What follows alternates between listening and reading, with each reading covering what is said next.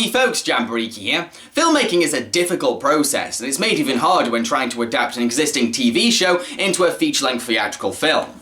I think that the South Park movie is a great example of this being done right, but before we talk about the movie, let's discuss the original TV show. South Park is a satirical cartoon series set in a mountain town where strange and messed up things happen regularly. It centers on a group of boys who try to deal with everything from supernatural forces to egocentric celebrities. I've been a big fan of South Park ever since I was a kid. I find it to be a funny and imaginative show with intelligent social commentary. Sure, not every episode is perfect, but I still find it to be a very entertaining series. With all that being said, let's talk about the movie.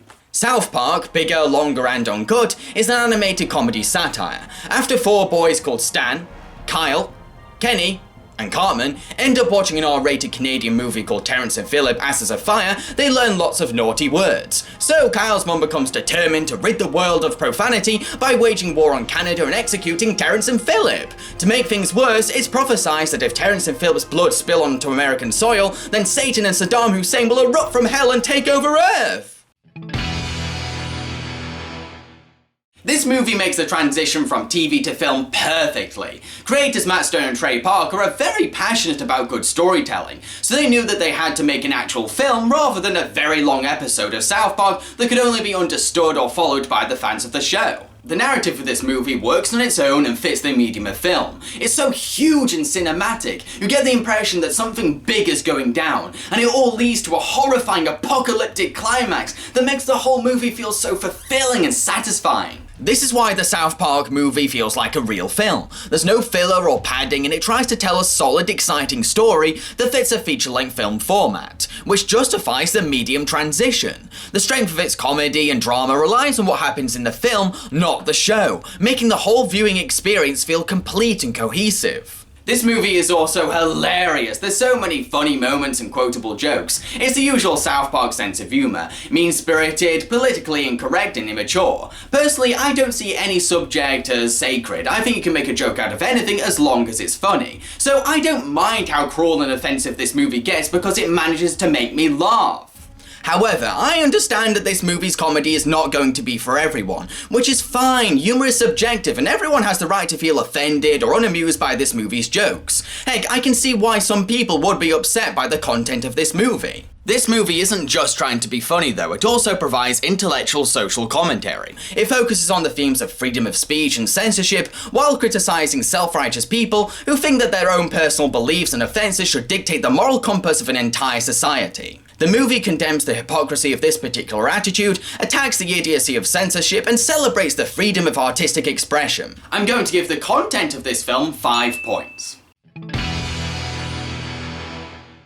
Stan, Kyle, Cartman and Kenny are notably different to each other, but equally passionate about stopping all the madness caused by the adults. They each have their own personal reasons to care about what's going on. This individualizes them and gives them their own interesting character arcs throughout the film. Satan is honestly one of my favourite animated movie villains of all time. He's very intimidating because he poses as a huge threat, but we also end up sympathising with him because he's in an abusive relationship with Saddam Hussein and he wants to feel valued. There's so much dimension to him that sets him apart from any other villain we've seen before. Kyle's mum, Sheila, represents the psychotically self-righteous people in society who believe that their own subjective interests should dictate the laws and politics of a whole country. We all know people like this, which is what makes Sheila so relatable as an antagonist. I'm going to give the characters of this film 5 points.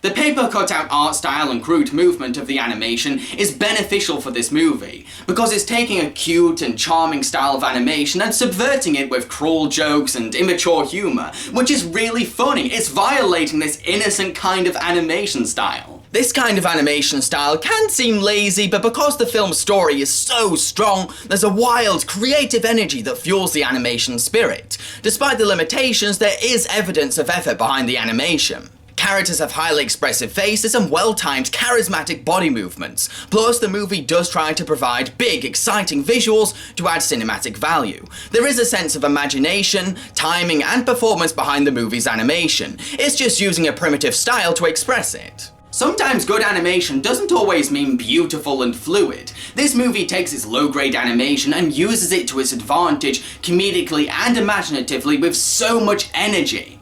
I'm going to give the animation for this film 5 points.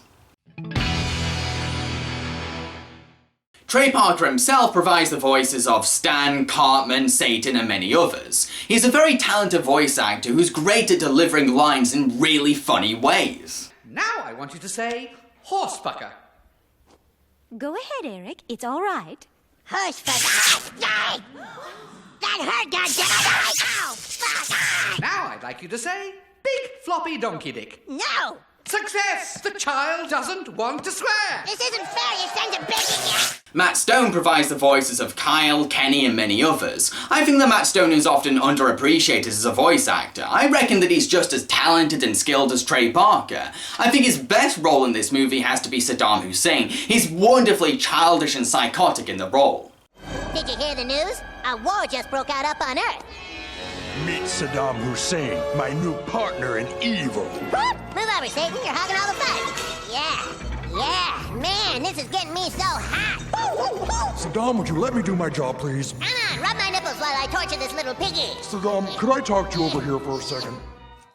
The late Mary Kay Bergman provides the voices of pretty much all the main female characters. And you know what? I think we lost a very talented voice actress. She was so good at immersing herself in every single role and incredibly funny at the same time. It's amazing that she's 90% of the female characters in this movie. It's heartbreaking to know that she's not appreciated enough, even after her death. I reckon that she's one of the finest voice actresses to ever go behind a microphone. Holy shit, dude! My fellow Americans, our neighbor to the north has abused us for the last time. I have a plan. Canadians want to as fight us Commander-in-Chief because we now. won't tolerate their potty mouths. Well, if it is war they want, then war they shall have. I'm going to give 5 points to the voice acting in this film. The original music score for this film is brilliant. It's so good at capturing that sense of impending doom. You really do get the impression that something big is going down because the music sounds so epic, cinematic and huge. Now, this movie does have many musical numbers. Its intention is to subvert animated musicals by transgressively parodying their style. A lot of these songs do sound very Disney-esque, and it's funny hearing these kinds of musical numbers in a more immature and politically incorrect context. I love all the songs in this movie, so much so that I know the lyrics for each and every one of them off by heart. They're fun, catchy, and each have a constructive storytelling purpose. They're also supported with great visuals that reflect the lyrics fantastically well. They're so good I can't think of one that's my favourite. I'm going to give 5 points to the music in this film. To conclude, I consider South Park Bigger, Longer and Uncut to be one of my top 10 favourite films. I think it's that outstanding. It's layered with intellectual social commentary, hilarious jokes, memorable songs and a very imaginative story. It expands on the TV show so well because it can entertain average moviegoers while also satisfying long-time fans. I love this movie so much, so damn much! South Park Bigger, Longer and Uncut has gained a total of 25 points, which translates to 5 censored strawberries out of 5. If you enjoyed the original South Park TV show and Team America World Police, then you're bound to love this movie as much as I do. I've been Jambareeqi and I hope you enjoyed my review. If you did, then I encourage you to like, subscribe and share. Now, what can I review next? I don't know. And it's really hard, so it's hard to think, so I think I should go and get a drink.